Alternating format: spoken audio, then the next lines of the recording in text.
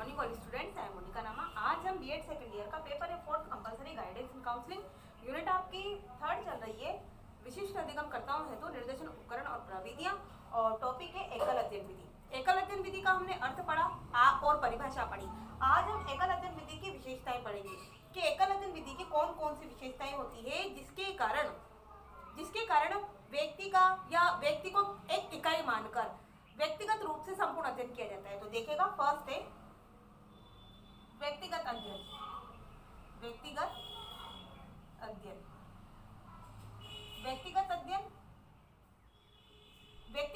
व्यक्तिगत अध्ययन से तात्पर्य ये होता है कि एकल अध्ययन विधि में व्यक्ति का व्यक्तिगत अध्ययन किया जाता है।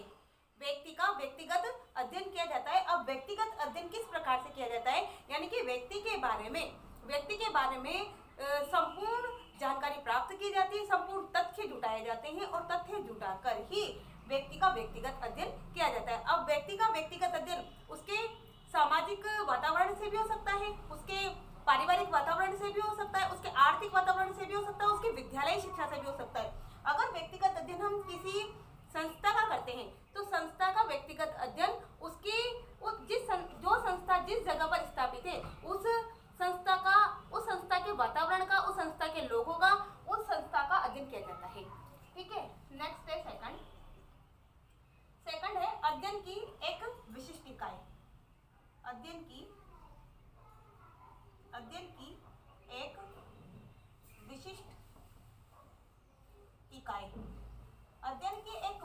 इकाई यानी कि व्यक्तिगत अध्ययन में जो अध्ययन किया जाता है उसको एक विशिष्ट इकाई के रूप में माना जाता है। जैसे कि मान लीजिए कि हम किसी व्यक्ति का अध्ययन करते हैं, तो किसी व्यक्ति का जब हम एकल अध्ययन करते हैं तो उसके जीवन वृत्तांत को लेकर या फिर उसके किसी जीवन वृत्तांत को एक इकाई मानकर या विद्यालय शिक्षा को एक इकाई मानकर या उसके परिवार को एक इकाई मानकर उसका विशिष्ट अध्ययन किया जाता है। यानी कि एकल अध्ययन विधि में जब किसी व्यक्ति का या किसी संस्थान का या किसी धर्म का या किसी राष्ट्र का जब अध्ययन किया जाता है, केस स्टडी की जाती है, तो उस केस स्टडी में किसी एक इकाई को विशिष्ट इकाई मानकर यानी कि विशिष्ट इकाई मानकर उसका गहन रूप से अध्ययन किया जाता है। नेक्स्ट है थर्ड है गहन अध्ययन।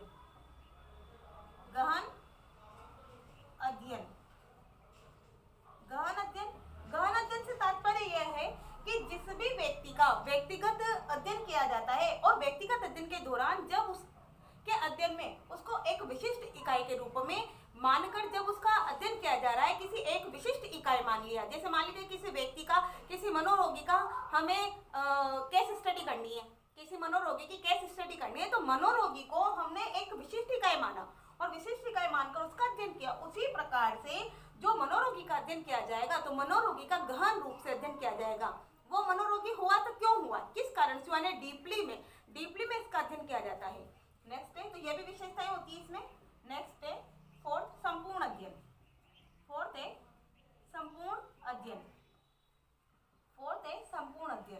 संपूर्ण अध्ययन से तात्पर्य यह है कि एकल अध्ययन विधि की जो 4th विशेषता है वो यह है कि व्यक्ति का जब केस स्टडी की जाती है तब संपूर्ण रूप से उसका अध्ययन किया जाता है। यानी कि उसका आर्थिक पक्ष भी देखा जाता है, उसका चारित्रिक पक्ष भी देखा जाता है, उसका सामाजिक बैकग्राउंड भी देखा जाता है, यानी सामाजिक वातावरण को भी उसमें देखा जाता है, उसकी विद्यालय शिक्षा को भी देखा जाता है। कहने का मतलब ये है कि अगर मनोरोगी का कोई अध्ययन कर रहा है तो मनोरोगी पर जब केस स्टडी की जाती है तो मनोरोगी का संपूर्ण अध्ययन किया जाता है। किस प्रकार से, कि वो मनोरोगी बना तो क्यों बना, क्या कारण है, गहनता से तो उसका अध्ययन किया ही जाता है, लेकिन साथ में संपूर्ण वातावरण का उसका अध्ययन किया जाता है। वो किस वातावरण में रह रहा था, किस वातावरण में है, किस वातावरण के कारण वो मनोरोगी बना, यानी कि उसके आर्थिक, सामाजिक, चारित्रिक, नैतिक, सामाजिक सभी पक्षों का उसका संपूर्ण अध्ययन किया जाता है। किसी भी एक पक्ष को इसमें छोड़ा नहीं जाता, संपूर्ण पक्ष का इसमें अध्ययन किया जाता है। नेक्स्ट है फिफ्थ है गुणात्मक अध्ययन।